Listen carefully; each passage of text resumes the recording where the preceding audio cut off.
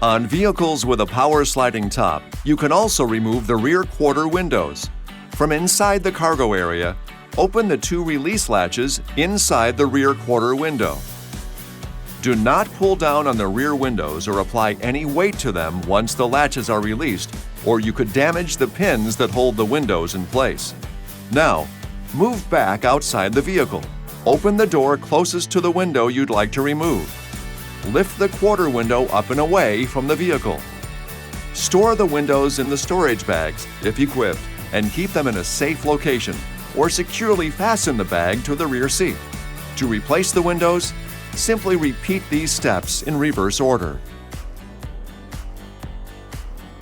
This video is not intended to take the place of your owner's manual. For complete details and other important safety information, please see your owner's information.